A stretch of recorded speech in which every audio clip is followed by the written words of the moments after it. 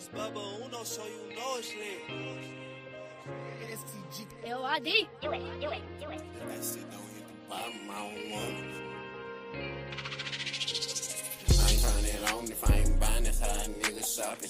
I see that bitch, she keep on looking, I know this shorty jocking. I'm getting some paper every day, no need for all that talking. I had nobody when I started, now everybody watching. I ain't trying it on if I ain't buying, that's how a nigga shopping. I see that bitch, she keep on looking, I know this shorty jocking. I'm getting some paper every day, no need for all that talking. I had nobody when I started, now everybody watching. I'm getting that paper, I'm getting that feta, come let my coin, baby.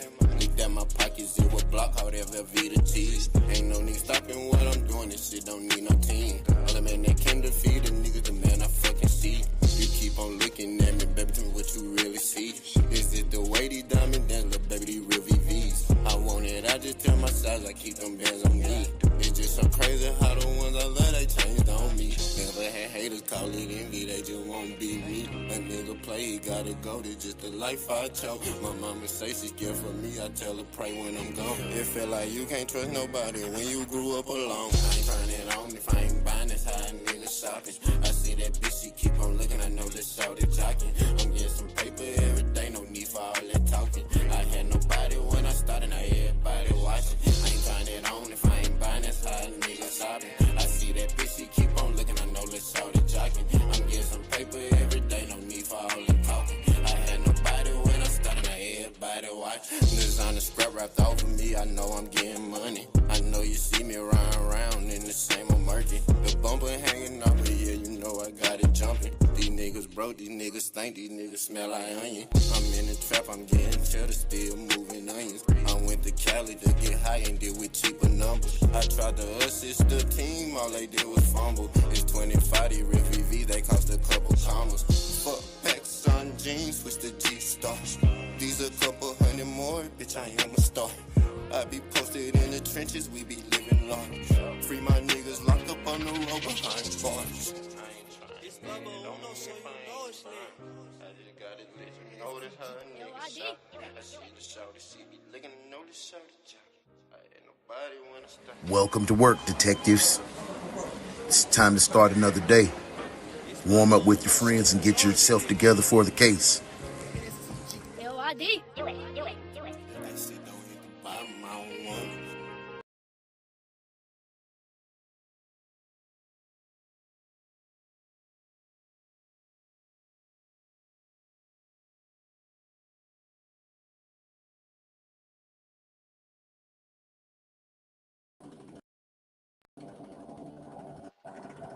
Good morning. Good morning. No. Good morning. We are here. We are back again. I hope y'all feeling amazing. It is another day at the job. It is hump day, June 18th. We are here again at the water cooler. How did you guys rest last night? I hope you had a peaceful night's sleep. I hope your morning started great. I'm thankful. I'm glad to be here in the number one more time because there's a lot of my friends that's locked down or taking a dirt nap that's not in the position that I'm in right now to enjoy what God blessed me with this morning, and that's freedom, health, and life. I'm thankful. I'm grateful. I'm grateful for you. I'm grateful for your time. I'm grateful for everybody that's watching live. All the detectives that's clocked in. Good morning. We finna clock in a minute. Make sure you hit the time clock. HR say they're gonna talk to y'all, so I'm gonna have everybody come together and we gonna talk to HR, okay, about the checks from last week. They're gonna explain the whole situation. You know, I've been working hard for y'all. I ain't gonna let y'all go without getting paid, so we won't be played. Y'all, water cooler topic. Take care of yourself. First off, I want to say, shout out to the whole mob team. Shout out to my girl Modesty, Young Tay White, Boss, KB, Juice, Nunu, Ashley Sierra, goddamn KBeezy, Fan Yeezy, Vioshi, Lord have mercy. I think I hit everybody. You know, Young D Will. Shout out to everybody, but I want to let y'all know, man, y'all got to take care of yourselves. We not getting younger. All that goddamn rigmarole, you don't want to drink no water and shit. Drink some water. Get some water in your life. Get your ass off that sofa. I don't want to hear about I work all day. I'm gonna lay down. Take your ass outside and walk. Be healthy. We don't get no other chance. You don't get no other body. You don't get no other opportunity. And a lot of us talking like, oh, God just called me home. No, God was giving you signals time after time that I need you to get on up because you're wearing out what I'm giving you. But we just ignore that and we keep putting crab legs and reefer and steaks and pork chop sandwiches all in our bodies, and we not doing nothing on the other end to take care of it. I want all my people to live long, fruitful, abundant lives. But I'm not finna sit here and keep playing with y'all. If I can challenge my fat ass to get up and go do something, I'm challenging you too. Yeah, get tired of it. Get sick of it. Because you sick. You wonder why you're so tired all the time. Because you ain't got no energy. Your body be working all the time. Go make it easier for your heart, in your lungs, in your kidney, in your spleen. Go work out so it knows what it means to work out and filter all that bad stuff out your body. Straight up, I ain't gonna preach to you too much, but you know at the water cooler, we talk about everything. Got the water cooler, right? So I want y'all to make sure y'all good to go. Nah, but I want to see y'all around. I want to see y'all around for real. But we already tapped in. We're gonna get ready to clock in a minute. Say, listen, welcome to another show, another day, another moment to be great. DaOnes Detective Agency, you are here, you are locked in. You can get all your uniform for the show. You can look good, you can feel good, you can be good if you stop by highwaycollection.com, get dripped out, put in your discount code UNO, and you'll get a discount on all the merchandise that you purchase. Y'all, we're gonna go ahead and get into the show. When we come back, you know what it is. It's time for that roll call. We're going to see who clocked in and ready to work right after these commercial breaks, man. Hey, G, this shit hard. Fuck, nigga. Steve-O go crazy.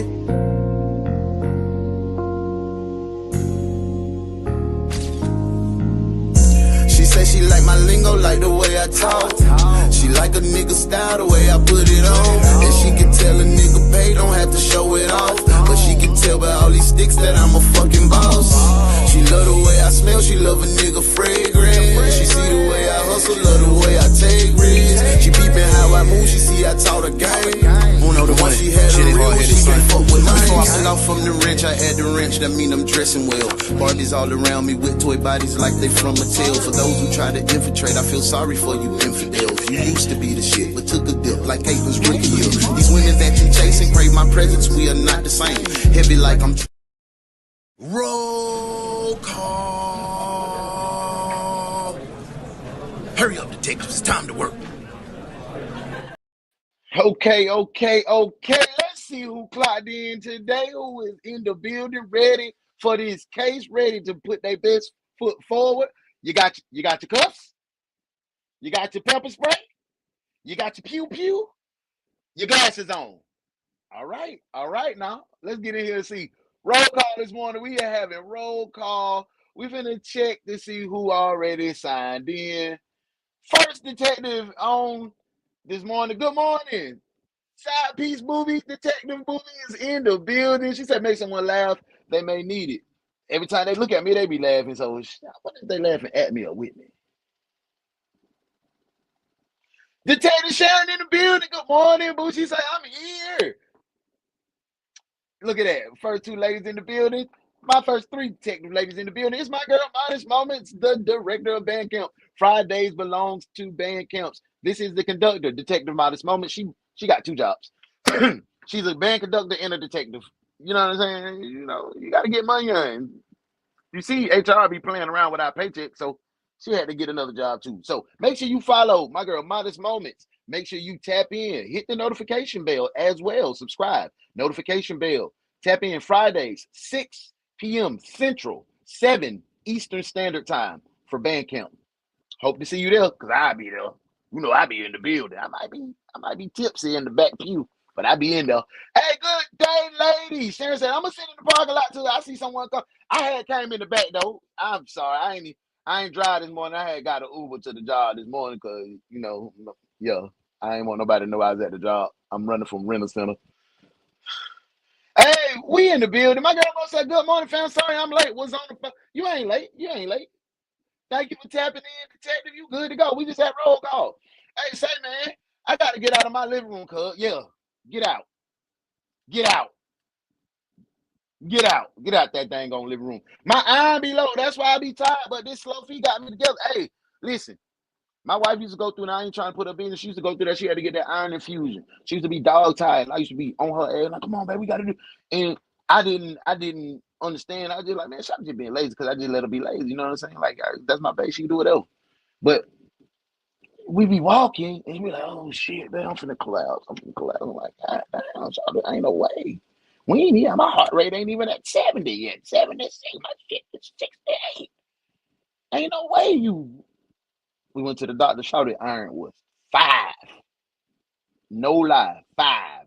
Dangerously low. They wanted her to go get a blood transfusion, but we did. She declined, and she went and got the iron infusion. And since then, she got one about 3 months ago, and one about 3 months before that. So about 6 months total.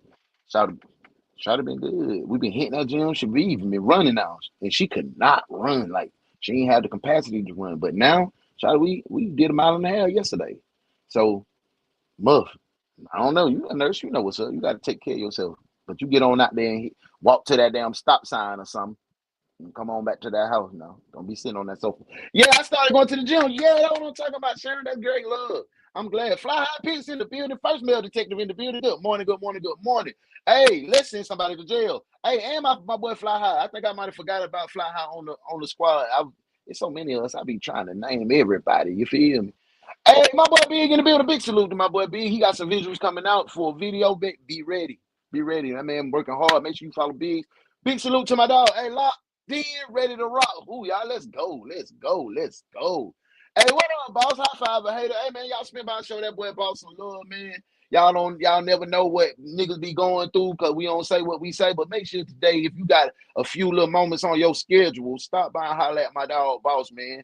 Hey, if y'all see me and boss fighting in the street, just let it be. Just let it be. Just let it be. He know what I'm talking about too. Just let it be. Lock Cockney ready to rock. Yes, sir, ski. Hey, detective, goddamn, on time. Detective on time is on time today. What's up, brother? Hey, sis, Detective Sis in the building, reporting for duty. Yes, sir. He ain't first male shit. They say hell no. I'm in the building. Y'all. Today's case, man, we already hit that roll call. Let's go ahead. Make sure y'all hit that like button to clock in. Make sure you clocked in, ready to rock and roll. I already hit. Let me hit it. Boom. Hit start on IG. And y'all know when we hit start on IG, y'all know what it means. We're finna go ahead and get into the case. Today's case is 30 years later. Make sure y'all follow that boy, Young Tay White. Subscribe, hit the notification bell. Y'all, I gotta get a new phone. I'm on my old phone right now. My editing phone, that motherfucker don't even come on. I was editing yesterday, right in the middle, blip, cut off. And it stayed off for about 4 hours on the charger. Then it came on, and it stayed on for about 40 minutes, and it was gone. I was able to download one video and got them send it to Young Tay. But, you know, it just be small things. We still grinding. We still on the grind. So, I just got this damn iPhone. iPhones ain't worth a damn.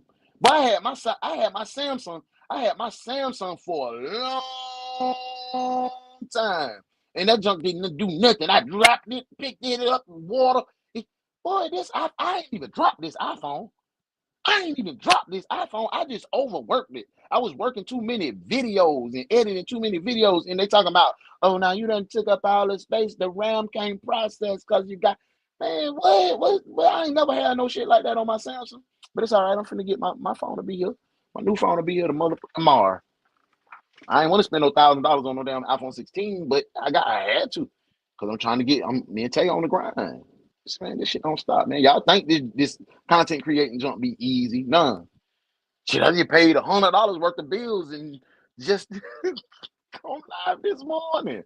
So I appreciate y'all. That's when I tell y'all I appreciate y'all spending that time with me because I put in time to entertain y'all, and that's all this is. I want to make y'all have a good time when y'all tap in. Hey, cuz I'm in the building. Big salute to my OG. Hey, cuz it mean a lot when y'all be in here, bro. Hey, stop. Hey, nigga, I beat you to work. Gotta get here early. They said he was in the goddamn lunchroom rolling up. Hey, man, fuck an iPhone. Android game forever. That's what I'm saying. I'm about to spin back. Look, Modesty phone out of there too, bro. God damn, they don't make them phone like they used to. Damn, I sound like an old man. Let's go ahead and get into the case, man. Let's do it. Welcome to work, guys. Rush here this morning, police are looking for a The suspect only detective agency capable of handling these grotesque and obscene cases. Look no further than the DaOnes Detective Agency, where evidence does not matter. We lock you up and figure it out later. Hey, what's up? DaOnes Detective Agency, with your captain, UnoDaOne.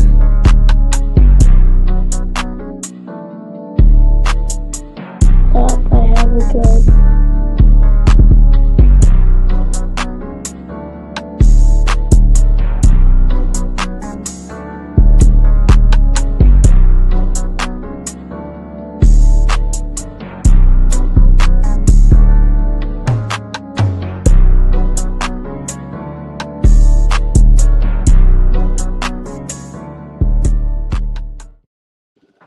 Yo, we are back. We are back. Hey, I wanted to, before we get into the case, I wanted to point this out right. You see what Tay put real time, real work, real love put into this shit. And that's absolutely what this is. I do this shit because I love it. I do this shit because me and my nephew came up with a plan. That's what we gonna do. And like I said, man, I really appreciate y'all tapping in and just putting the comments in the comment and hitting the like button. That shit keeps us going. That's like fuel in the tank to keep us going to get to where we want to be. Because I've been on this journey for a long time and I've got to the cusp of being what I wanted to be, and I just fell off because I lost the motivation. But now, y'all, the way y'all put in the time with us, the way you go to Tay page, and shout out to D Love because she flooded the page yesterday. I'm still waiting on to see some more of y'all comments on Tay White's page, going through the videos. Go check out that Leela James. Y'all like Leela James? They got boots on the ground over there. Go check out some of that new music. If you don't like it, just put a thumbs down, a poop emoji in the comments. But that's what means the world to us. When y'all go and tap in and share love with us, that means a lot. Hey, 30 years later, let's get into the case, man. I hope y'all got y'all shit together. He said, "Stop, I have a gun." Turn off the flashlight, go in the ditch, face the other way. And then he grabbed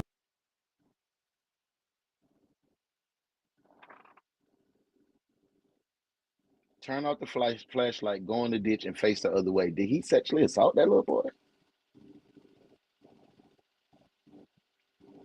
Did he sexually assault that little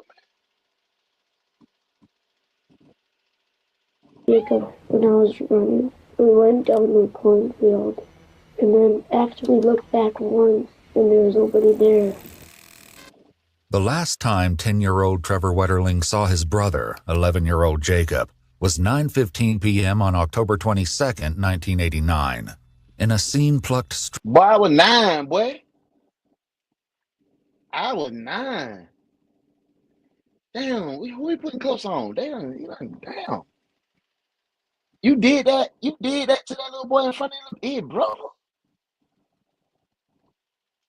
straight from a nightmare. Jacob was abducted at gunpoint before Trevor's very eyes. It would take nearly 30 years before the police realized that the answer of what happened to him had been right under their noses all along. Get out of this house! Get out of here! Get out of here! Get out of this house! Yeah, dirty old man. Oh. Most of the following. Hold up. He said, "Yeah, I'm a dirty old man." He said, "Yeah, I'm a dirty old man." You're cuffed, detective. Cuff him. Cuff him now. I want to put the man who said I'm a dirty old man in cuffs. Are y'all in agreement? Shit, the nigga that just said, yeah, I'm a dirty old man with that cul-de-sac here. I'm gonna put him back on the screen so y'all can see.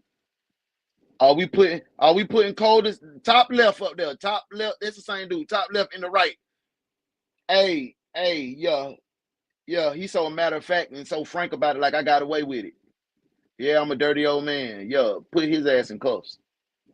ASAPidly. What y'all think? Y'all let me know. Footage has never been seen before. The evening of October 22nd, 1989 started peacefully enough when 11-year-old Jacob Wetterling, younger brother Trevor, 10, and his close friend, 12-year-old Aaron, went out to rent a movie in their hometown of St. Joseph, Minnesota.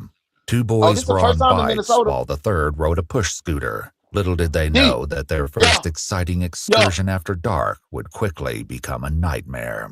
Just a day later, Trevor found himself recounting the harrowing series of events to investigators from the Stearns County Sheriff's Department. Do you remember about what time you left your house? Lock him up, Fly. Jacob? It had to be about 8 or 8:30. Their destination was a convenience store called Tom Thumb. The boys had biked there before, but never after dark. How long does it take you to ride from your house? Strike out this Aisha. I hope y'all don't mind. It could have been a little longer, maybe 45. The boys only spent about 5 minutes in the store. They rented their movie and also purchased some candy before heading home, taking the exact same route down 91st Avenue. They had no reason to suspect their return would be perilous, but what happened to the boys next was traumatizing beyond words. When you're riding your bike, right after you left that boy got that did you notice anything suspicious or unusual? Oh, I wanted one of them. I wanted me a Huffy, boy. Well, you had to have that Munyon. Huffy and Swing, you had to have that Munyon. Now, I ain't finna tell you I ain't getting no bike every goddamn Christmas. Because Jenny made show. Jenny and Connie Habersham. Well, I ain't missing no Christmas, no birthday, no meals, no holiday. None. I ain't missing none of that. None of that. Christmas living room was buku football and filled to the rafters. To the rafters. I ain't never, bro, listen. Christmas always been a spectacle at the Dallas, well, at the Habersham household. That's what it was back then, the Habersham household. That motherfucker been amazing. It was amazing till I was 16. The mom was on her own, then my son was on the way, so she slid me a couple dollars.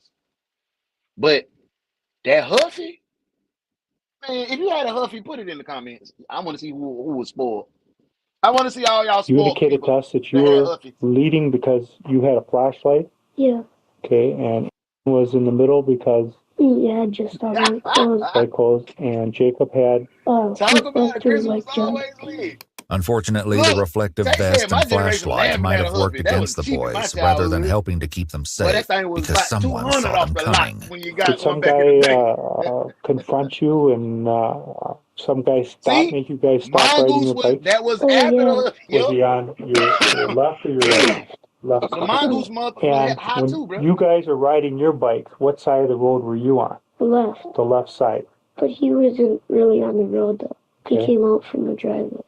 Can you tell us what this person initially said when you guys were riding by him? He said, "Stop, I have a gun. Turn off the flashlight. Go in the ditch. Face the other way." After you guys laid in the ditch, as he told you, did he walk over to you? Yeah. And what happened then? Yes, that's all our agents.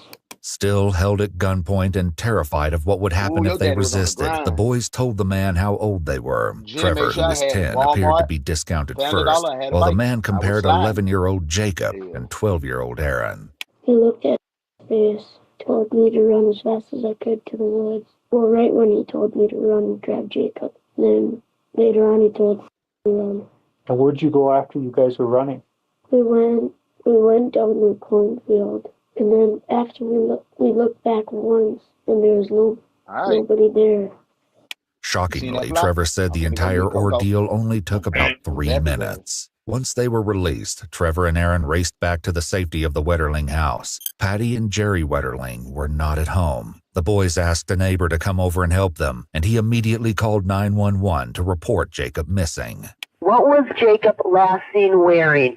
Wearing a red hockey jacket that had police department on it. Damn, you kidnapped the boy with police department on? Police department written in back. Police department is on the back. In white letters. When it came to describing the attacker, Then that boy got Trevor that Chevrolet spoke to the Capri. 911 operator That boss directly. Chevy, man. Hello? Trevor? You're talking to the sheriff's office. I want you to give me anything you can recall about this male party that approached you guys. Well, he was like a man, sort of big. He was large? Sort of. Okay. And he had like it looks sort of like nylon thing as a mask. Do you know what color it was? Black.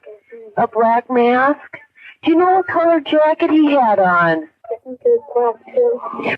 Trevor and Aaron also said that the man had a deep voice and was about 5'10" and 195 pounds.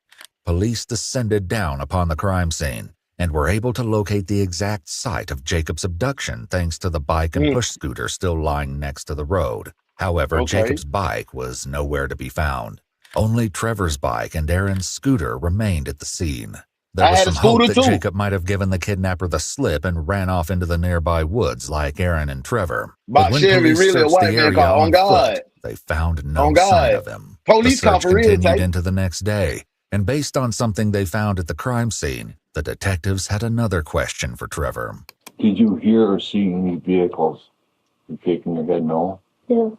Why they took Trevor 30 might years not to have find seen a it, car, man? but someone else did. The abduction took place near the driveway leading to a farm owned by the Rassier family. Dan Rassier, a music teacher at a local school, lived there with his parents, who were traveling at the time of the kidnapping. That's the first Dan Corolla saw song. not one, but so. 2 suspicious vehicles that day. In the afternoon, he said a car drove down the drive a short way, then made a fishtail turn back onto the main road. Then that night, Dan said he was upstairs, cataloging his record collection when he heard the family dog Smokey making a ruckus outside. What's Smokey out there doing? That night, the car turns around and I turned off the light. Turned off the light in my room thinking, well, straight up. See, No, Fly. I think he said what color the jacket was in the pants. He was saying black. Nah, he didn't say black, man. He said, we ain't in no damn cornfield, popping out no cornfield, trying to get the little white kids in Minnesota. Hell nah. This ain't us. This ain't us, Fly. Imagine how many kids and black women got took in G-bodies back in the day. It's coming down on you. Dan said the second car made the exact same fishtail maneuver as the one he'd seen earlier. Unfortunately, he couldn't make out many details on the second vehicle. The police would come up with a very unique plan to deal with this soon enough. Dan noted that while the car's presence was odd, he didn't yet have a reason to suspect foul play, so he went to bed, wanting to be rested for work the next morning. A short time later, though, Smokey's barking woke him back up. In an exclusive interview with Ewu, Dan talked about the events that followed. I was sound asleep, and our dog Smokey continued to bark. And when she's barking and that doesn't stop, you know it's not just an animal passing through. And I got up to check it out, what she barking at, and I see pretty quick that they're flashing. You named your damn girl dog Smokey? You named your girl dog Smokey, bro? Chill out, bro. What up, Craig? Ears to the streets in the building. Make sure y'all follow my dog, man. My homie from way back from the hood, bro. What up, man? I hope everything good your way, bro. Appreciate you tapping in, man. It always feel amazing when you get a little time to stop by and kick it with your brother.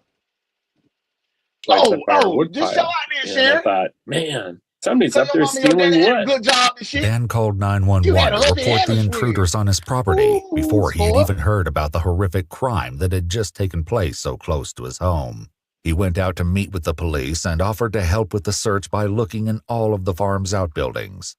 Went through buildings, at least for an hour, just walked through buildings with flashlights and didn't see anything. And I remember a helicopter was now cruising around the woods behind our barn that was close to the area where this boy was taken, with a huge searchlight just going through the woods. And I kept looking, and no police ever came back down to the farm. This would turn out to be the first of many oversights in the Wetterling investigation. The next morning, the police were able to get a better look at the crime scene. Quickly, they found that the bikes hadn't been the only thing left behind. The first thing of interest were 2 sets of footprints. One set was quickly determined to be Jacob's, but the other was larger and the tread pattern didn't match any of the boys' shoes. They had to belong to the kidnapper. Nearby, the police also found a set of tire tracks. They took photographs and plaster casts of both the tire tracks and footprints, but that appeared to be the end of the officer's foresight in regards to processing the crime scene, because that very morning, an egregious lapse in security occurred. Dan explained what happened to the lead investigators. I'd taken off for school.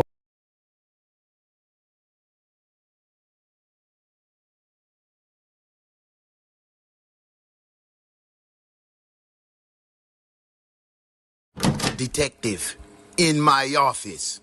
Now!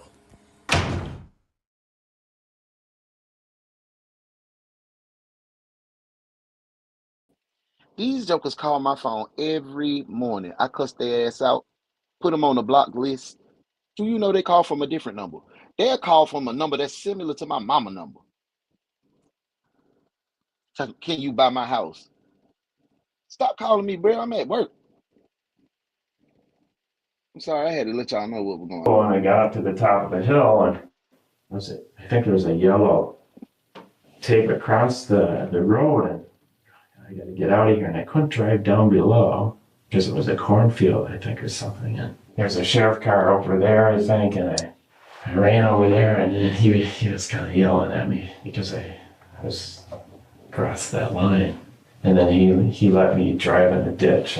As you remember, the kidnapper had instructed the three boys to lay in that very ditch outside the Rassier farm. We'll never know what evidence might have been destroyed by allowing Dan to cross the crime scene. This would cause even more issues later when the investigators came up with a new theory about the case. Meanwhile, time was ticking away for 11-year-old Jacob. Due to the direness of the situation, the FBI and the Minnesota Bureau of Criminal Apprehension were recruited to help with the case. That's what I'm saying. Canine units were dispatched to help with the search, and the helicopter continued to scan the area.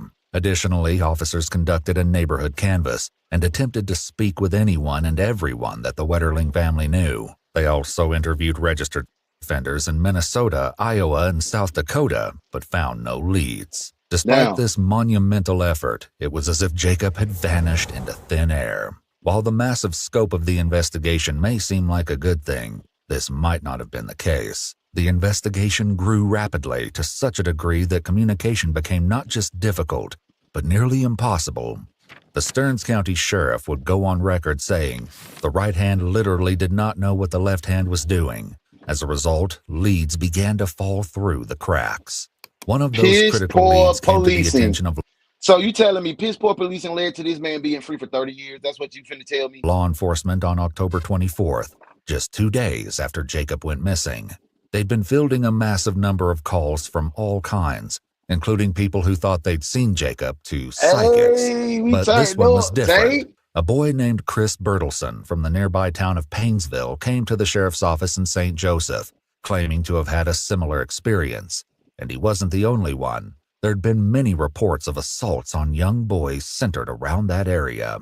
In an exclusive interview with Ewu, Chris recounts what he told the officers in charge of the Wetterling investigation 35 years ago. I promise you. In 1987, a friend and I were riding our bikes home, and we were about half a block from my apartment building, and we had switched spots as we went around the corner, and this guy came blasting out of the trees and clotheslined my friend off the bike. And he screamed immediately. He said, "You already got me." And the guy let him go immediately and took off running. As Chris implied, this was not the first incident in Painesville. By this point, the young boys in town were living in terror of the miscreant they called Chester the Molester, who had been snagging children and assaulting. They got a Chester out! Bruh. They got a Chester the Molester in Minnesota. I just told y'all about Alexandra Booty Scratcher, and that man was not no damn child molester. We just put that shit on that man for nothing in the hood.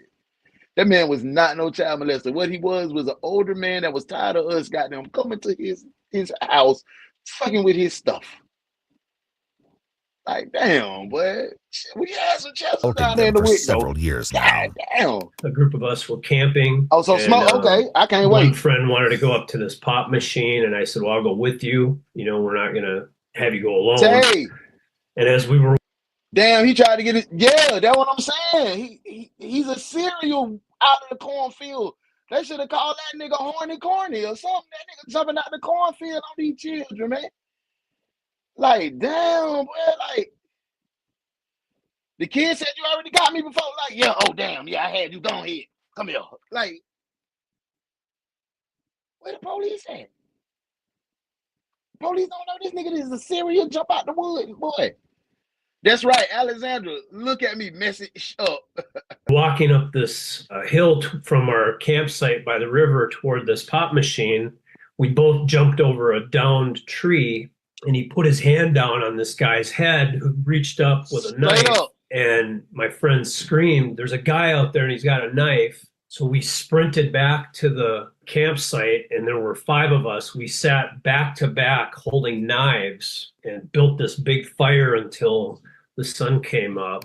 Chris said that many of the kids in Painesville started doing their paper routes and biking to school armed with knives.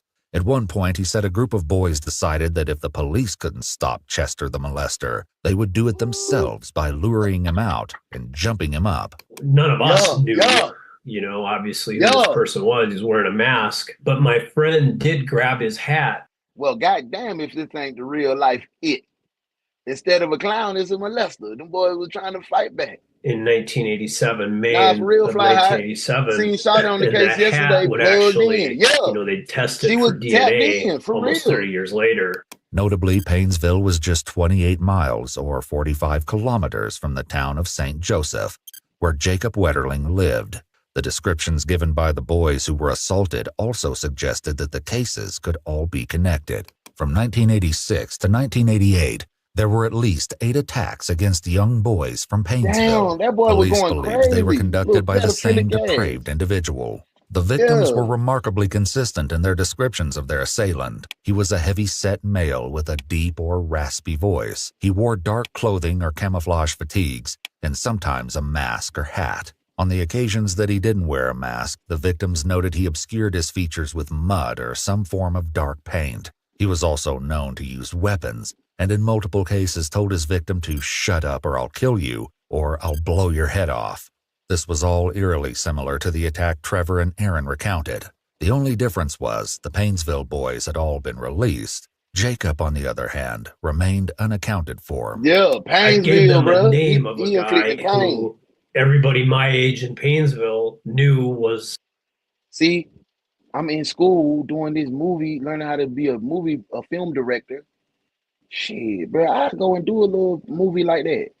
Painesville. Motherfucker jumping out the cornfield, little boys on bikes. Snap, boy, that would be a dope ass movie. Let me know. Yeah, that'd be a dope movie. Nah, Uno, you shouldn't play with them folk like that. I can say based upon real life events. Was a molester, and at that time he seemed like the guy that would probably be doing this stuff, except what we know today is that he was more of a groomer than a grabber. The man in question was Dwayne Dewey Hart, a longtime resident of Painesville who had been accused of harming children multiple times. This was a strong lead, but inexplicably, it wasn't followed up until January of 1990, 2.5 months after Jacob was kidnapped. Dewey. Instead, the search for Jacob continued closer to home.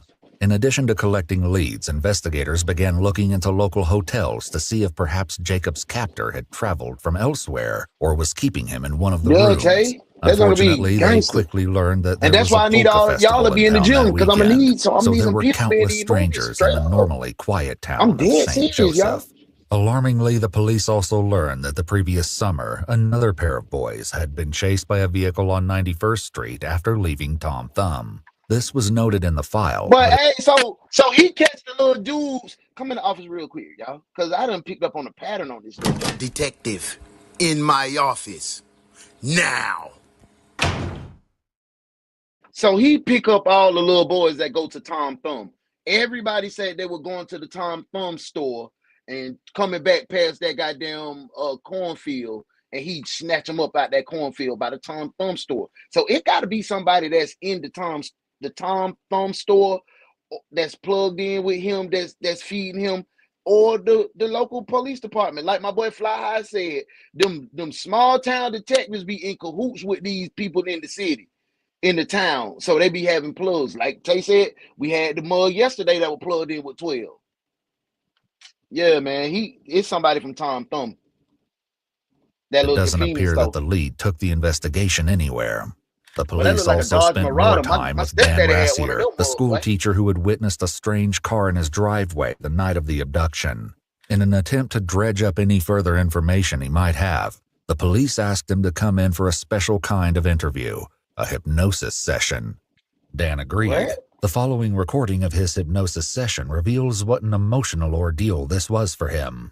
I wish I would have. I want to see the car there. Do you feel kind of guilty or something that you didn't? Yeah.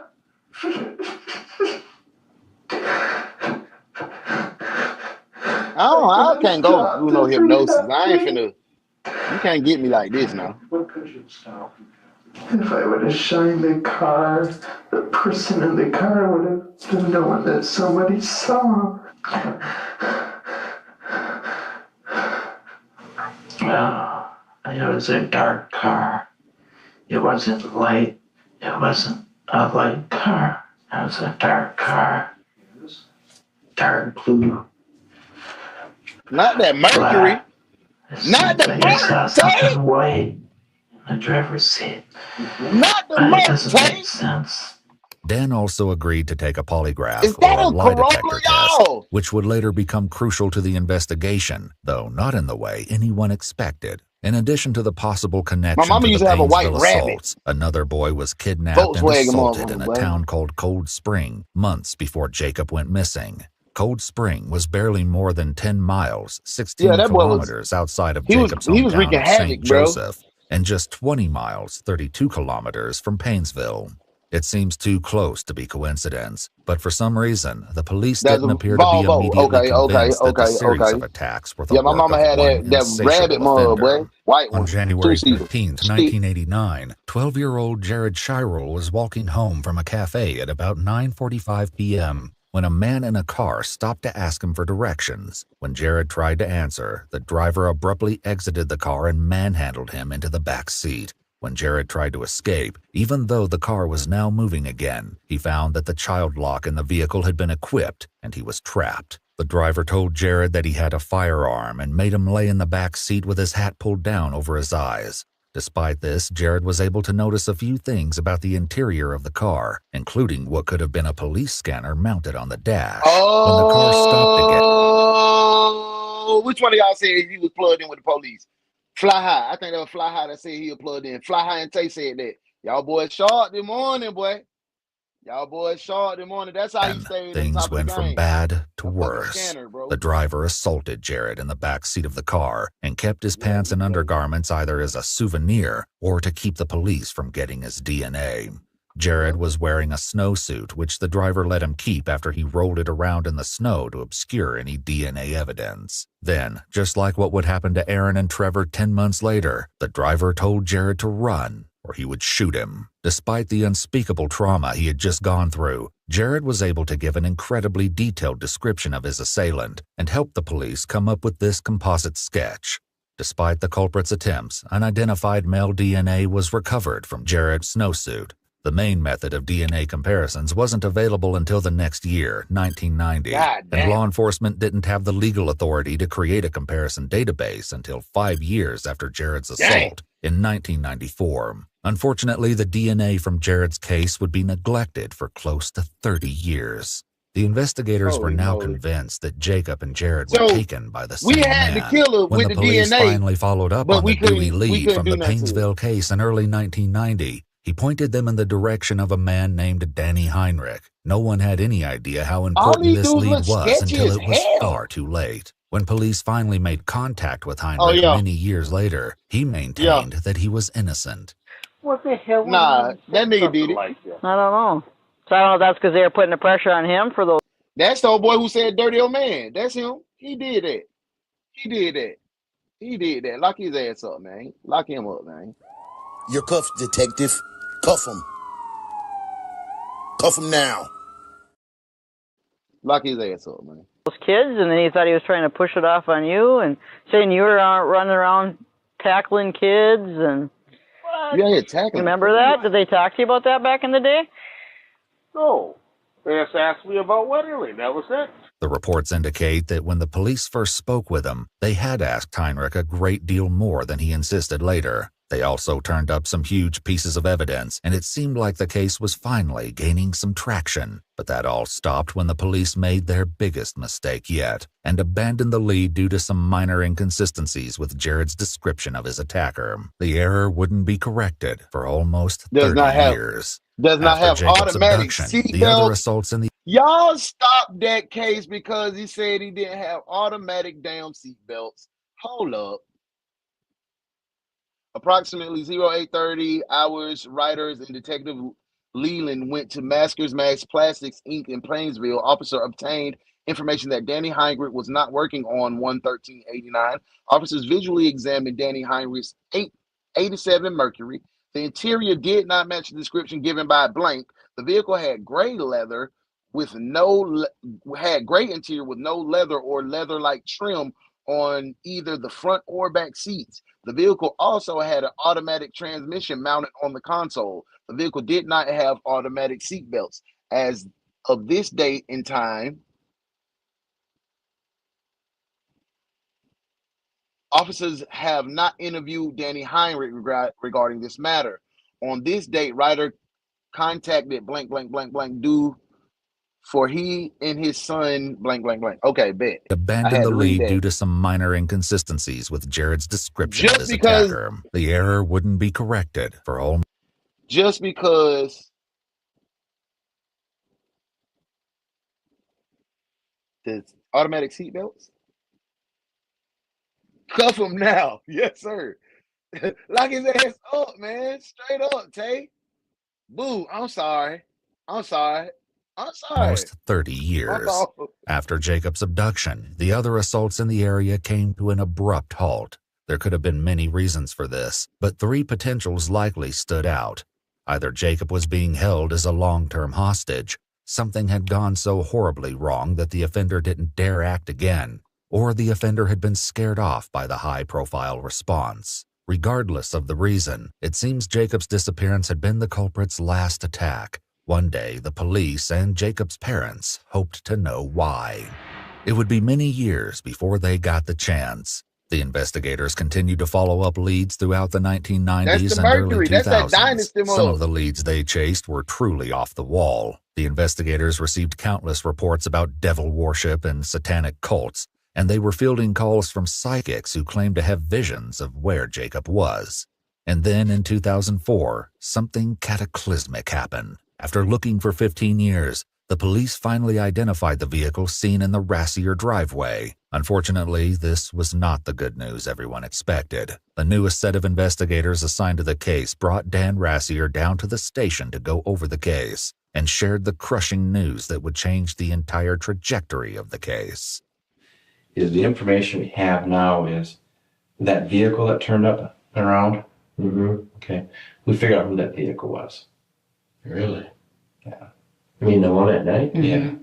And what happened there is, after the boys ran home, they called 911 or had 911 called. It went out on a scanner that boys were abducted at the end of your driveway. The people got in the car, drove to that place, drove up your driveway, drove around quickly, and left. They heard it on the scanner, so they wanted to see what was going on. But that threw the whole investigation off. Yeah. Well, if this guy would have came forth right away and the proper cop would have took the information, we would have never wasted all that time. Apparently, the man driving the car seen by Dan Rassier came forward to identify himself shortly after the kidnapping. However, this was not factored into the investigation until 15 years later. If this was the car that Dan had seen, it meant the police had wasted a whopping 15 years on a dead-end lead. Understandably, Jacob's mother, Patty Wetterling, was incredibly upset to hear the news that the police believed that the entire initial investigation into her son's disappearance had been misguided. In fact, the police no longer believed there was a vehicle involved in the crime at all, since Trevor and Aaron didn't remember seeing a car. This would turn out to be nothing short of dead wrong. During Dan's 2004 interview, this is the horrible police shared police their work, new boy. and very incorrect working theory. And also, we listened to the 911 tape that originally came in. These boys And we learned a few trash. different things Ooh, from one. Pretty much have these very similar police officers statements. trash. When they drove by the end of your driveway on the way into town, they heard some rustling kind of the weeds there. Some and rustling. It started But when I they rabbit, went a deer. faster and rode into town. Okay. When they came back from town, they're riding their bikes and their scooter. When they first encounter this abductor, they hear him walking down the gravel driveway. The person that did this walked right down your driveway. There was no vehicle seen. It was taken right back up towards your driveway. You know, you look at Jacob's prints from there, they go right back up towards your house. Yeah, you know, You look at other opportunities, not to mean to interrupt you, but you're home alone, your parents are gone. Yeah. Do you see, Dan, where we're coming from here? I mean, if you're thinking that I did it, what can I say?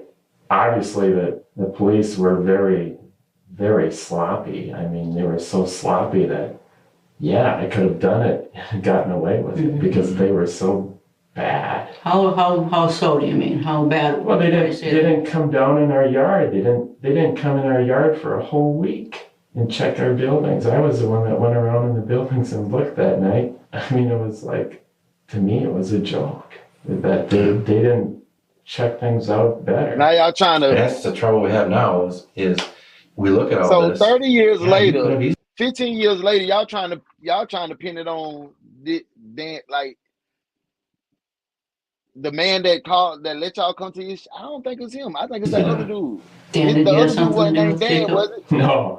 The dude said, "I'm a creepy old man with the hat on." What I don't did think the his lie name was Dan. detector test show anyway? I mean, you must have looked at that. Right. What did it say? It said that he didn't show any signs of deception. That's right. Dan passed the lie detector test in 1989 with flying colors. He also didn't match the composite sketch based on Trevor and Aaron's description of the assailant. Despite this exonerating evidence, the Rassier family's involvement in the case was far from over, and they would eventually live through a nightmare of their own. The person that took Jacob was either you or somebody at your place there.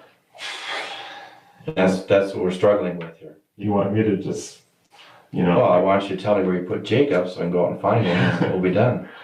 How can I prove that I didn't do it? No. Would it bother you? Would it bother me that I did it? Mm-hmm. Oh, yeah. I mean, if I did something like that, I would want to be dead.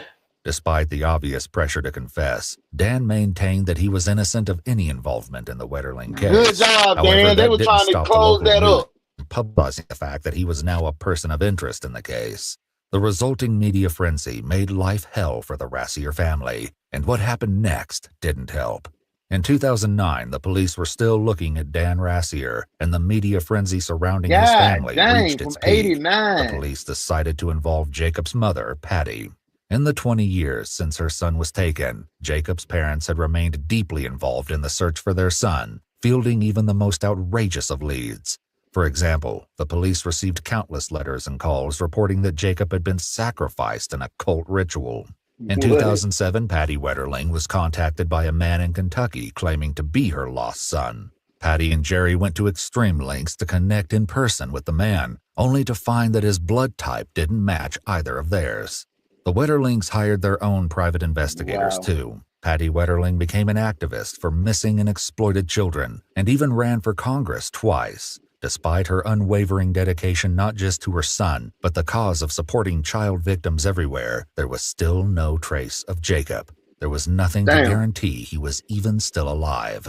Now, though, Patty had the chance to have a personal conversation with someone the police considered a person of interest. She sat down to speak with Dan Rassier at the local mall. Importantly, Dan had no idea that Patty was wearing a wire and that their entire conversation was being recorded. Oh, she tried to get it. I need to talk to you. I can't believe I I need to talk to you. I need 10 minutes. Sure. I need you to tell me what happened that night. You were home. You're the last person close to Jacob. I don't know if I should tell you this. And I told them what I knew for so many years, and they completely screw it up. What happened? I'm going to say it just as clear as I know how. The police, the FBI are idiots. Good morning, Mom. Love you. That's how I feel. No, I agree with you. I mean, clearly we're not getting anywhere. The news people came out and made me look like a jerk. They changed my voice on TV and they filmed me at school, and they made me look like I didn't give a f about it. But you said you went back to bed that night. Yeah, I went back to bed after I went through all the buildings. I walked around with a flashlight. I looked around, and eventually I did go to bed. But they made it sound like I didn't care, and I just went back to sleep. Dan also said that people were also suspicious of him since he went to his job at a local They school were trying to get that case after closed. the disappearance. Even after so many years, Damn, that looked like Ridgely Elementary School back in the day. So. What the school I went to. Never gone to school. But at that point, I never missed a day of school in all my teaching days. Oh, he's a teacher. 20 years. So there was no thought in missing school. Did they ever search your house? Yeah, they did. Did they? They searched. Did they that first night? No, they didn't. They came back a week. I believe it was a week later. See, it sure. See, do you think Jacob could have been on your property? Do you think somebody else could have dragged him? I don't know what happened. This time of year is hell. If Jacob was still alive, he would be 32 at the time He of looked like Dan Mr. and Miller. Patty's meeting. A smaller version. That's my favorite teacher. That's my favorite teacher in the world, Mr. Miller. Guys, It's so easy, Patty. How could they? Yeah, They could be a deer hunter. We have people that go down there and hunt. They could. And you wouldn't notice? We might not even see them. Drive down in the meadow, or they could go park their car and over somewhere and just walk through the woods. Once again, Dan's theory was closer to the truth than anyone could have predicted, though his insight didn't come from the source police expected.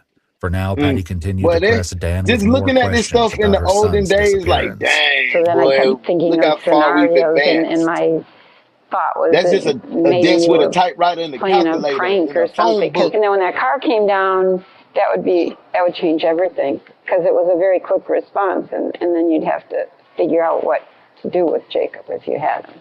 That didn't happen? No, that didn't happen. You would never have harmed Jacob. I only feel that if I would have been more alert, it's all hindsight. I could have stopped it. I could have saved him. If I would have known that car, when it turned around, I really feel that I saw Jacob looking out the window of that car. I needed you to look me in the eye and say you had nothing to do with Jacob's disappearance. I had nothing to do with this. The conversation might have continued, but Dan's brother, who worked with mall security, interrupted. Do you know the guy that's been sitting up there for the last hour? No, I didn't. It's not him. They're reaching. Yeah, that's what I'm saying. Because when I came out of the office, he was hanging out Sharon, right there. they just trying to close the case. Yeah. They don't have The strange nothing. man Dan's brother noticed was likely one of the officers who had trying to, entered the get mall it with done. Patty. When preparing her for the interview, they assured her that there would be plenty of law enforcement personnel close by for the duration of her covert interview. In a Easy to wag that conversation bitch. with They wasn't doing Dan nothing. revealed that it didn't take long for him to piece together what was happening. And this guy just takes off a different way, runs, he disappears. And at that point, I knew something, that he was recording up there, or Patty has a recording, and Patty pretends to be completely oblivious to the whole thing. The same evening, as their recorded conversation, Dan ran into Patty a second time. This encounter, if it can even be called that, went far differently. And she sees me. There I am, right there in front of her. And she ignores me and walks right by me. Dan maintained that even though he did not appreciate being secretly recorded, he didn't regret anything he told Patty and hoped some of it could help. But even this wasn't enough to exonerate Dan. And in 2010, the police descended upon the Rassier farm in force, as they admitted they should have done way back in 1989. The Rassiers consented to the search and explained that they wanted to help find Jacob in any way they could. They was rushing to close that However, when the scope of the case. operation continued to expand, Dan's parents quickly became upset. They came with a lot of people. I remember that. There must have been 20, 25, 30 people on the farm. And they went through all the buildings. They moved things out. They moved things back in. They took a number of things that they thought were suspicious. They took this wooden chest that was in the house, then was in the shed, apparently had some blood on it. Dan believed this was deer blood, but the police weren't convinced and started making arrangements to get a search warrant for the house itself. This sent Dan's parents over the edge. Police claimed Dan's father allegedly made a threat involving a firearm. I would have too. Things went from bad to worse. During the farm search, the lead officer, who had previously been one of Dan's interrogators, tried to get him to help control the situation. Do you think there's any way that you could get him and your mom to leave this morning? No. Because he brought up that there's a loaded shotgun in the house.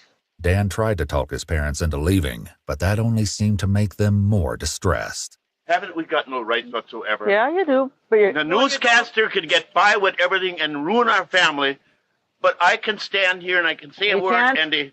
You can't threaten people with a shotgun. Well, she's threatened their whole life. We can threaten anybody. She had threatened their whole life. I realize that. But she can get by with it. But she can get by with it. And for just today, can we just have the shotgun go to Tony's just for today, and when we're gone, you can carry it back? No. I'm not going to do that. While talking with Iwu, Dan recounted how the situation spiraled fully out of control. In an instant, they'd decide it was like a football, like linebackers just coming in the house. And my dad was just, and I kind of put my arms around my dad because he was just beside himself. Our house, for God's sake!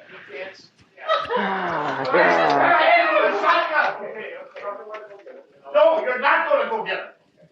I'll give you the shotgun. Yes, but you get out of this house. For God's sake. Get out, give you the shotgun. No. Get out of this house. Get out of here. Get out of here. Calm down. Get out of this house. We're walking out. Rita, we gotta leave. Come on. You see that or Jim? Oh, for Come on. God's sake. Come on, let's go with the desk. Oh, Rita, my God. you have to leave. I won't leave. Okay, you're under arrest. You're going to jail. Stand up or you're going to jail. Dan's parents were eventually convinced to go to their other son's house. Dan, meanwhile, ended up filing a formal complaint with the state, but ultimately, his case was dismissed. Well, they did To add insult to Dan injury, the dirty police as found hell. absolutely nothing pertaining to the Wetterling case on the Rassier They did Dan and his mama them dirty as hell, boy. property, even after doing a search with cadaver probably would've dogs been and out of it my excavating last day. between 50 to 60 would've given me yards the of worst gravel and ash from the farm's burn pit. While there were many, many bones found in the excavated material, none of them were determined to be human. At this point, the police finally had to confront the fact that they were once again way off track, and Dan Rassier had been innocent all along, Man, even after being exonerated at the draws off these folk, boy. I would have sued every last. long last, though. Dan's nightmare wasn't over. That was a mess for me because now my name was out there and parents were concerned. I had to have a person observing me all the time in the one school, and that was at least a month. And all these people that basically did this to me, my family, and to the Wetterlings, they got away with it. Meanwhile, the investigative team held a roundtable discussion up. with That man experts is ready from to multiple defend his property agencies to to review death. the entire Wetterling file to date. One name connected to a hastily dropped lead stood out to them: Danny Heinrich. The more Danny they dug fucking into Heinrich. Heinrich, the more suspicious he appeared. The inconsistencies between Jared's statement and Heinrich no longer convinced police he should be ruled I'm out. talking about sued the draws 26 off years their ass, after boy. Jacob went missing, it was time to correct this massive oversight. The investigation restarted with gusto in 2015 when police conducted a search 26 warrant at years. Heinrich's home. Yeah, this him. Not this. You don't realize what I went through back in that day. No, I don't. And I know you don't want to talk about it. No, I really don't. But all I got is a couple little police reports. They didn't do police reports like they do now, so I don't have a lot of information. Can you remember back what they all talked to you back in the day, or? I'd rather not go over it. I've got better feelings over it. But you do know you're not under arrest. You can leave whenever you want. Well, we do have to search. We have a warrant, which I'll give you a copy, so we have the right to be here. So let's just I'll try to make you most comfortable and answer any questions you want. Heinrich, now age 53, bore a remarkable resemblance to the composite sketch from Jared's assault case in Cold Spring. He also had... Boy, look, that's spot on. How did we not do this? How do we not do this, bro? Come on, let's talk. We ain't talking in a minute. Detective, in my office, now. If they would have drew a composite sketch on me and it looked that close to me or anybody like me, we would have had 5 niggas in jail. 5. Instead, y'all got dang on the school teacher that called y'all say, hey, bro, somebody turned around in my driveway. Woo, woo, woo. Oh, nah, that was just somebody with a scanner. The boy said the person had a scanner. What was to be a police scanner? Well, I'll be damn John Brown.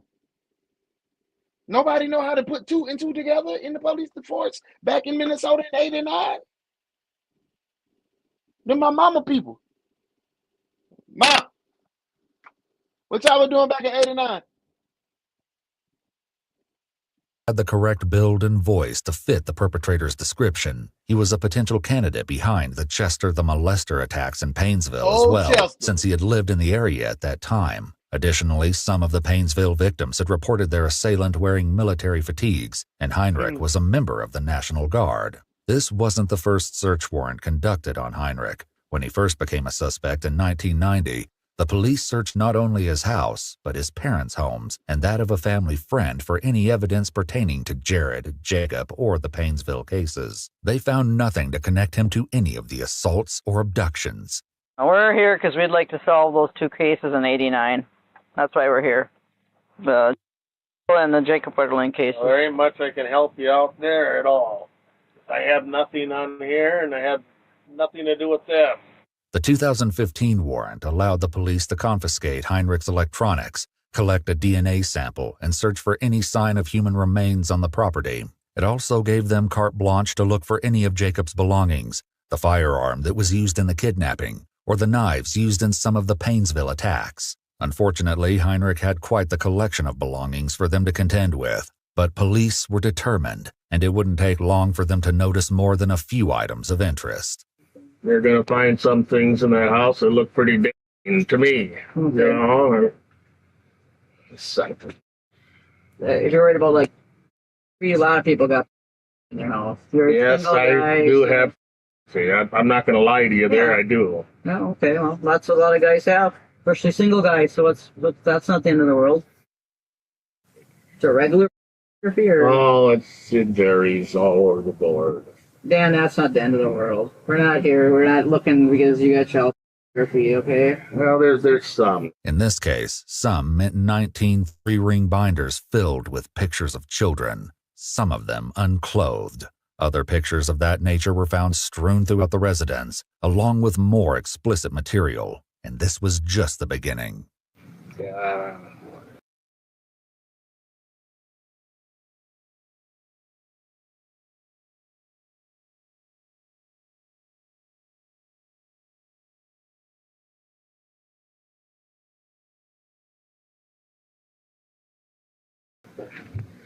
Yeah, I'm a dirty old man.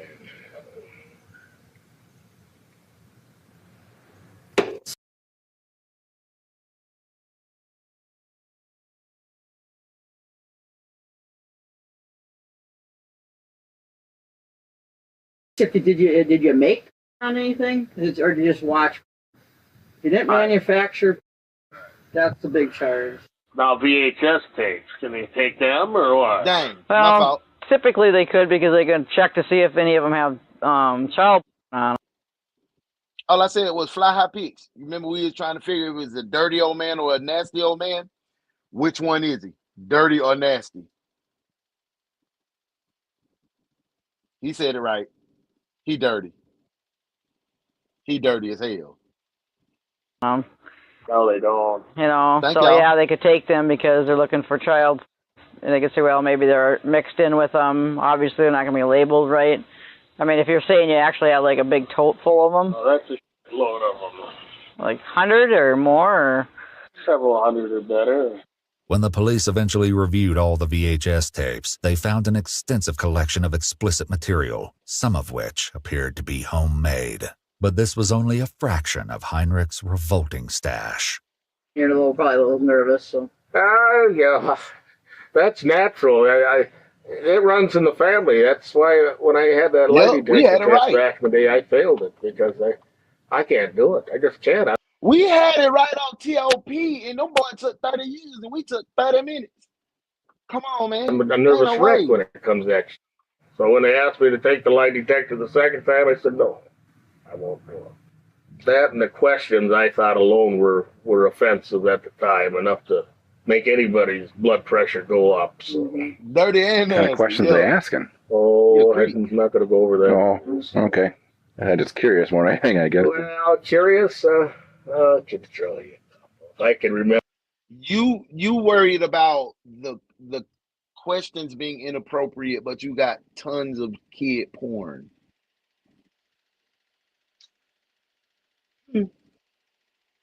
Help me understand. Remember, did you kidnap Jacob Wetterly? Well, did you kill Jacob Wetterly? Did you, where'd you bury Jacob? Oh, that was I'm getting it all mixed up. Police obviously had to wonder if there was a more nefarious reason that Heinrich had tanked the polygraph exam back in the day. His failure there, though, wasn't the only reason he'd been such a strong suspect. The initial investigators also determined that his shoe prints matched those found at the scene of Jacob's abduction. In January of 1990, Heinrich no longer had the car he'd owned at the time of Jacob's disappearance, but police tracked down the vehicle's new owners, who allowed them to search the car. The tire tracks also matched those found at the scene of the crime. And yes, the police knew this when they told Dan Rassier they no longer thought a vehicle was involved at all. Even more incriminating was the fact that fibers consistent with the car's interior were found on the snowsuit belonging to Jared, the assault victim from Cold Spring.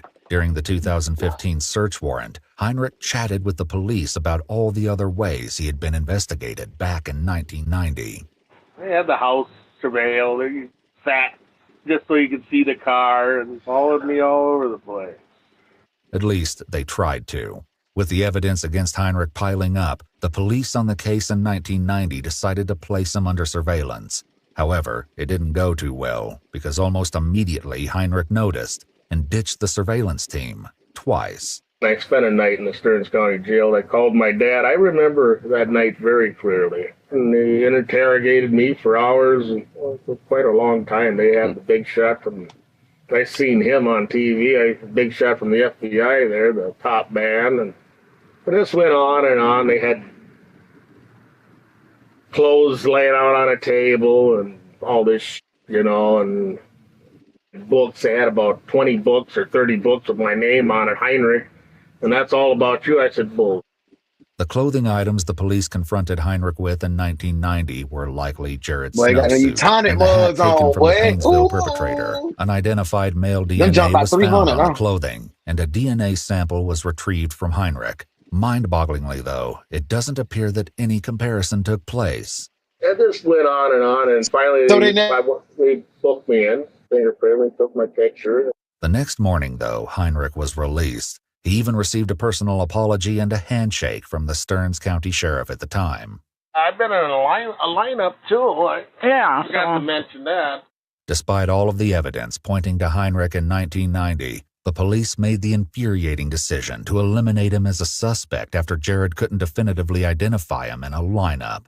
Jared did, however, narrow the subjects down to 2 men, one of which was Heinrich. Unfortunately, neither Trevor Wetterling nor Aaron Larson was brought in to give a second opinion. Another reason police originally chose to discard Heinrich was his car. Even though the fibers matched, Jared described his captor's car as having automatic seatbelts and a gear shift on the steering column. Heinrich's car had neither, but when Jared saw the vehicle in person and sat in the back seat, he said he was almost certain it was the car he'd been taken in. And yet,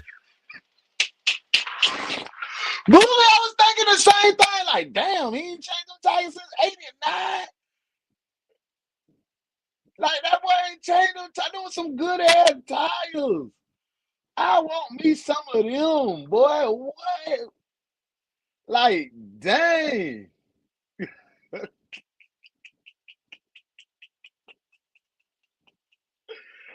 I want it. Y'all can hear me? Y'all can hear me? I'm good. Okay. Like, damn, I want some of them tires too. He was still dismissed as a suspect. Did they think back in the day, or did they know back in the day that you had some interest in boys? Is that why they talked to you, you think? Or You mean it? Hey, 1990 or whatever? Somebody said I looked like one of the sketches, but what I could never understand is if this guy wore a mask, how the hell do you know what he looks like, or how did you ever get a sketch? Y'all can hear me now? Later, Sharon, Heinrich I'm told good? police that he lost 60 pounds and grew a mustache. If Heinrich was as innocent as he claimed, the police had to wonder what would motivate him to go to such lengths to change his appearance. Somehow, all of this wasn't enough to keep the lead alive in 1990. In 2015, though, the new investigators felt differently. Danny. So you got video camera stuff in there. He was a Marine. Oh, no, he was in the Guard, yeah, National Guard. I was about to say, you you'd sick shoot bitch. and then on the computer, blow it up, whatever. Anything you're worried about on there? Or? No. Them tires took them out, Take Tay. the tapes. There's a lot of family on that stuff, that I'll never replace, for Christ's sakes. No. We're more concerned if you're shooting like young kids or playgrounds. No. I may have shot stuff around here, just for the hell of it, but that's about it. Yeah, but not going up and stalking little kids or nothing. No. Okay. Stalking nobody. No, I'm not stalking nobody. Yes, the hell you did, boy. This, police learned while reviewing Yes, the the hell VHS you did, tapes, boy. was an outright lie. Heinrich had hours upon hours of recordings of children in the Paynesville area. Some of the content was suggestive and incredibly disturbing. They showed me a couple photos in there about, looks like pictures of a paper boy on his route. Did you take those, or any surveillance photos of a paper boy, or? Not to my knowledge. Okay. Curious a little bit about that. I was kind of along the... So those photos of those younger boys, when were those taken then? 5 years ago? I might have got some of the internet, when I had the internet years ago. And you just downloaded them on your computer? Downloaded them, So that's printed them, printed them. Okay. Took up memory. Put them in photo albums then? So that's the photo albums that they were talking about then? Well, what is there, about 20 of them, I suppose? I haven't had the internet a long time. But when I had the internet, I was like addicted. And it wasn't just that, it was girls too, Might say I made a variety of everything. Notice that Heinrich just said he made a variety, when moments ago he told police he'd never created his own explicit content. He said he Before downloaded. long, more lies would become incredibly obvious. The only thing you think that us would look at would be that stuff? Yeah. Anything else? No, that should be it. That should be. Nothing pertaining to any of the above on here. Scanners, they're in the desk. Should be 2 of them. Outdated, I can't get anything on them. Importantly, Jared from the Cold Spring case remembered his assailant having a police scanner. During a previous arrest in 1986 for driving under the influence, a police scanner had been confiscated from Heinrich. And that wasn't the only thing that could potentially tie Heinrich to the crimes in question. As the search continued, the police learned that Heinrich was hiding more than just videos and photos. Oh, they just mentioned they found some clothing in there that was smaller or... Well, yeah, I don't throw anything away, so... More like women's clothing, or... There's probably some of that, yeah. Okay. Yeah, but that's not on here, so... No, I was just curious if someone else lived with you, or was your former girlfriend or something, or... I don't want to talk about any more of that. Oh. We're not trying to embarrass you. That's good. How about little kids' clothing? No. Nothing that I didn't probably have when I was younger. I got some plastic clothes that go back to 78. So would they be like we got on here, we got size 14 kids clothes? No, I got 32-inch waist. Okay, so there wouldn't be anything clothing of like a 12-year-old boy. You got 32. You may remember You that got a after 32-inch waist. According to that neck, that's a lie. kidnapping and assault in January 1989, the perpetrator kept his pants and underwear. Jared's specific clothing wasn't found in Heinrich's house, nor was anything Jacob had been wearing, but this still stood out to police. Heinrich had no family members or close friends with children who might have worn the clothes, so they likely suspected that there was a twisted reason he was keeping the items around. Their concern only increased when they came across a pair of handcuffs stashed in a kitchen drawer. Taken together, all the evidence painted a picture upsetting beyond words. You been following any of that junk the last years the media throws out there on their own or not? No, I don't follow. Why should I? Once again, the police would soon be able to prove this was a lie.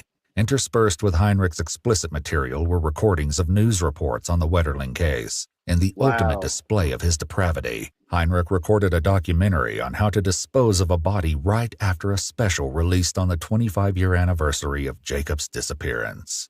Like I said, I was going to burn the stuff. I thought about it, never did. Okay. You can kind of see why I'm curious about it? Yeah. Okay. I was going to burn it. I was going to burn it all. Tired of this. I'm just going to ask you this hard question that's kind of the elephant in the room. At one time or now, is there some interest in little boys, or? No, I don't know. I mean, you know, this day and age is different than way back in the day. You didn't have to hide it back. You had to hide it back then. I mean, now it's not, the shame isn't there, and it's not taboo you still like it gotta hide was. if you like a little boy. Oh, there is shame in this stuff. Is that fair to say that there is some, what you might be ashamed of, interest in young boys, or? Beauty's in the eye of the beholder. Right. That's all I'm going to say. Okay. On that rancid You note, sick bitch. the police wrapped up their search warrant, taking You with sick them all the Nick, perverted boy, you content sick Heinrich had amassed over the Boy, you years. sick, boy. Well, Danny, we're all done. We had the last They left 15 the minutes. receipt on your table in there, what we took. All right. We had the last Eventually, 15 Pat and I minutes, will talk to you about after we look at what's in there, and I just hope we can sit down and have Joker. a cordial conversation. I really appreciate you. All right, sir. Come on back, bro. Come on back, y'all. Yontae, I ain't trying to put you on the spot. What size waist? You got what, like a 30? This man say he got a 32 waist, bro. Come on, bro. I can't get over that, bro. Danny say he got a 32 waist. That's a lie. They should have put him in jail for that lie. That's blatant, bro. You don't have no 32-inch waist, Danny. I had to say that, y'all. I'm back to the case. Point, Heinrich likely suspected his days as a free man were numbered. And he was right. A few days after carrying out the search warrant, the lead investigators on the case came back to his house and placed him under arrest on the charge of having explicit material involving children. Still, Heinrich maintained his innocence in regards to Jacob and Jared. Frustratingly, even after discovering such a strong suspect, the police weren't any closer to locating the missing boy, or, in a worst-case scenario, his body. Police officers also made contact with Heinrich's brothers to tell them what they'd found. So this is getting old. I put away the scumbag years ago, Dwayne Hart, and this goes on and it never ends. What's the deal? Why are they after my brother now? Danny was arrested tonight, and Danny was arrested for federal child receipt and possession charges. Oh, this is bullshit, man. Because I told the scumbag, it used to be a cop in this town, an officer, he's a detective now, that girls and people were being taken from Annandale, and I went to St. Cloud and told him the story, and then all the shit goes back on my brother because of dirty cops. I know. I don't need this. There's going to be media attention. The Paynesville incidents. Danny. That was not him. That was the bullshit Dewey. He admitted to it. Be prepared when the information comes out. It's going to lead people to believe that it was your brother Danny. There's going to be talking. And it all started because I put that scumbag away. Okay. And I was the only one that wasn't scared of him. Well, my daughter's going to freak out. Well, this is going to impact your whole she family. should freak out. Also, Danny would never hurt anybody in this world. Danny. You and I. And he in his car, and Danny assaulted. Danny never would touch no boy. He's never touched anyone. and he never would. I know his heart, and I know his soul. In his You home, don't know. Stop besides the lying. child Stop lying. he had Unless hundreds you of doing it too. hours of videotaping neighborhood kids in Annandale and Painesville and Benson, and where he would focus on their crotch and their rear. Oh, I can't believe this. He would hide his camera and put coins on the step so that a paper boy would pick them up, and then he would have the camera focus so that it would catch the paper boy bending over and pick up the coins. This is how would you Danny feel was a creep. if somebody said that about somebody you know wouldn't hurt a fly? Devastated. That boy Nick World just crumbled, you know what I mean? Heinrich was also now the main suspect in Jared's assault and Jacob's disappearance. I hope they take him down. This is just way over the top. I really didn't believe it. I really didn't. This is just the final insult to my parents.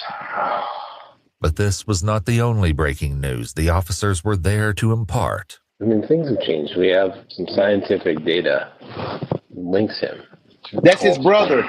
That's his brother, Muff. After 27 years, Jared's snowsuit was finally tested for... That was his brother. His brother said it was a dirty cop that admitted to doing all of that. And then he said he put him down and took him down, but he a detective now. But all the stuff came back to his brother. His brother wouldn't hurt a fly. You don't know your brother. You don't know your brother. DNA. There's an incredibly high chance that DNA could have been degraded and unusable by this point. The fact that a match was still possible was extremely fortunate. The lab results indicated a near-perfect match to the buccal swabs collected from Danny Heinrich. His DNA was also matched to the hat Chris Bertelson's friend snatched from Chester the molester back in Painesville in the mid-'80s.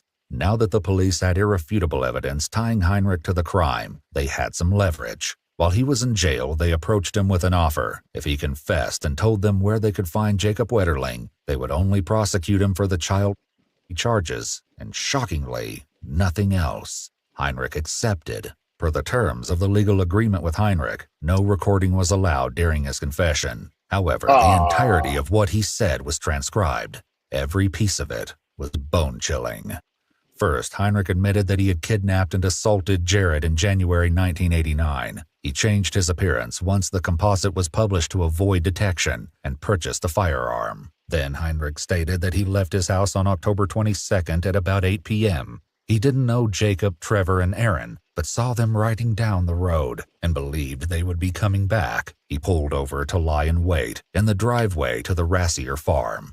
Not only was there indeed a car involved, as Dan had insisted, but the tire tracks and footprints were Heinrich's. His account of the kidnapping aligned with Trevor and Aaron's statements. Hoarding saved the case. The boys yes. with the firearm, him keeping made all them that lay in the for ditch souvenirs. and tell him their ages.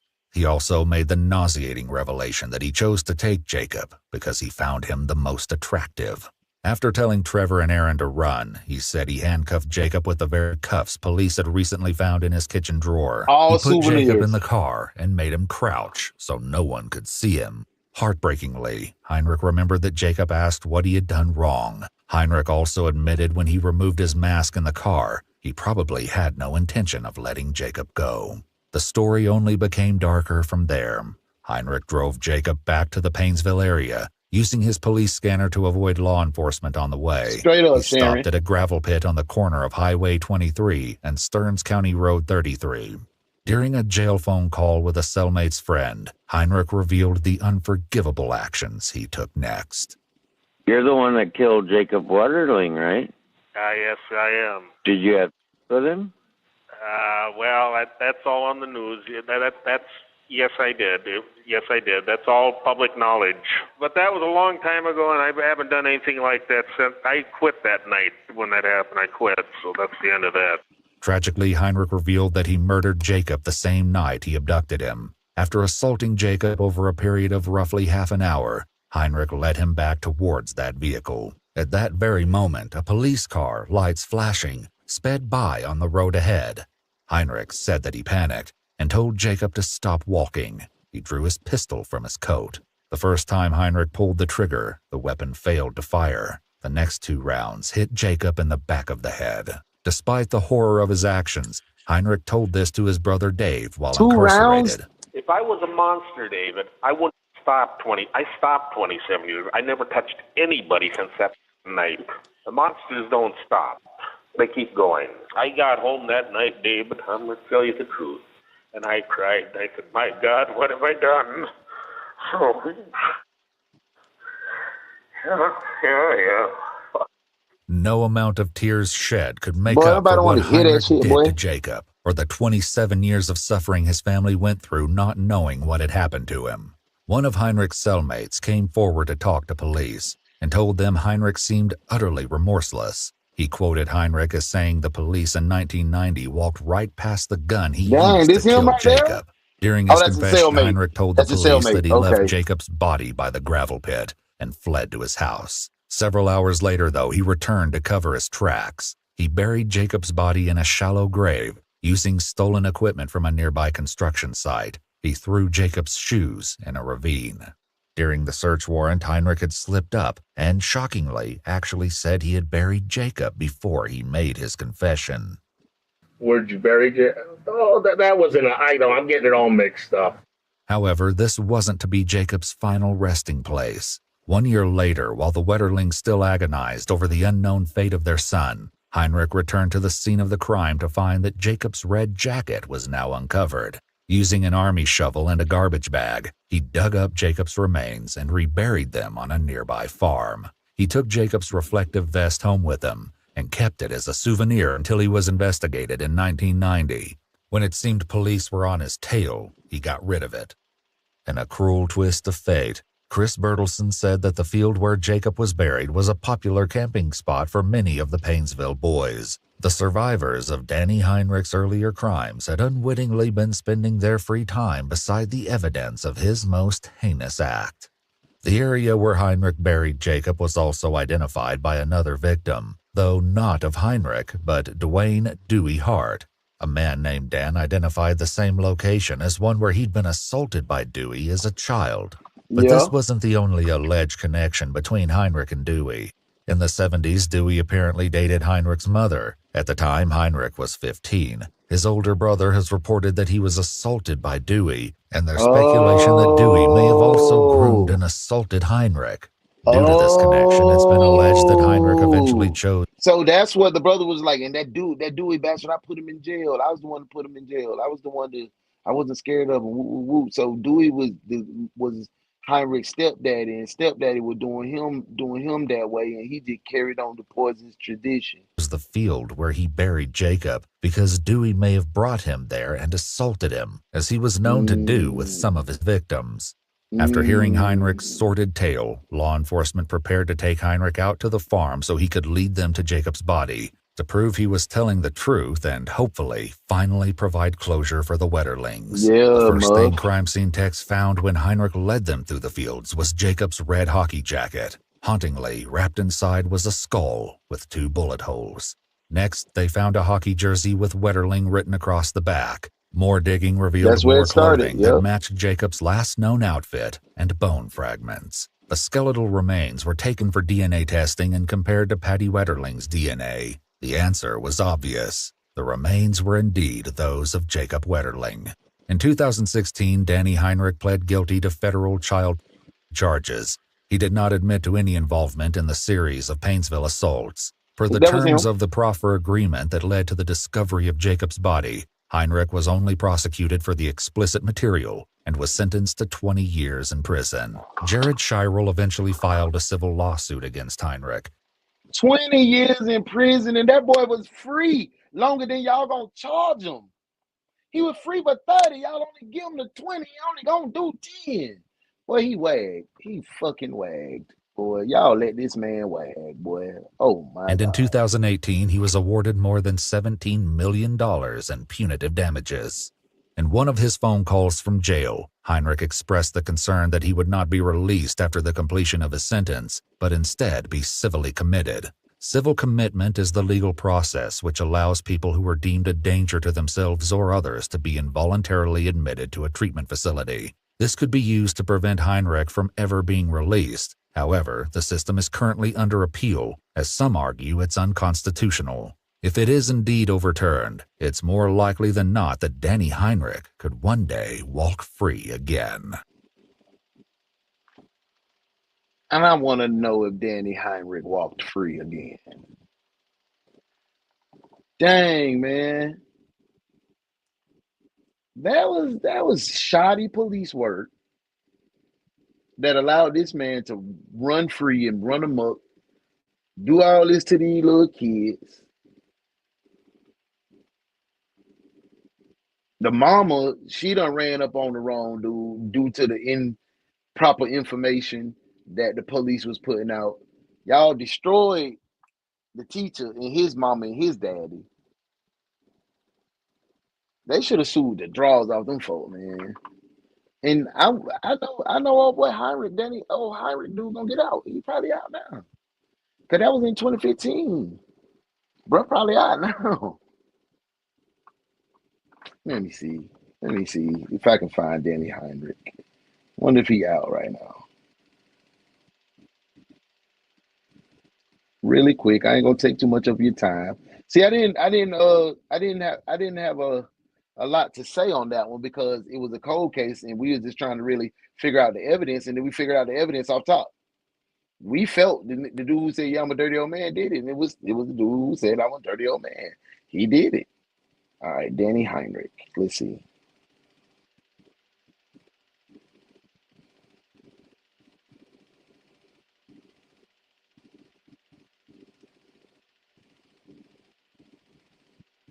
Okay, Danny Heinrich. That's him right there, y'all.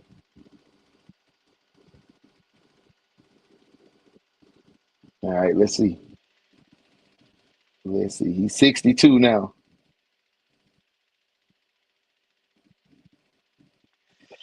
Yeah, yeah.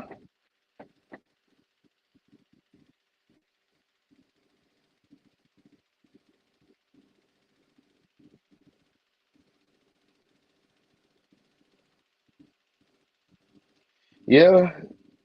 He looks like he's about to get out. Cause that was in, let me see. I went to the Justice Department.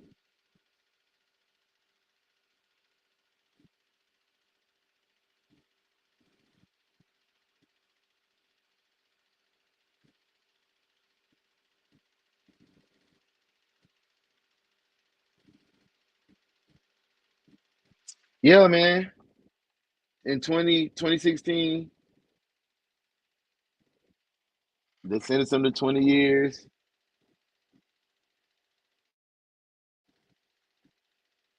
2025, probably gonna serve 85% of his sentence because they only got him on child pornography charges. They ain't got him on murder. They came out with a deal.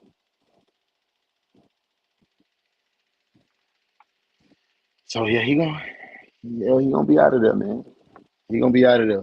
What y'all think about that, man? I think the police should be held responsible, man. Piss poor police work all the way around. Can't imagine what the family endured not having answers for 30 years and having this man walk around in the neighborhood because he didn't leave the neighborhood. He was still there, bro. He was still there. You knew he wasn't gonna leave the neighborhood. He's saving videos and clothes and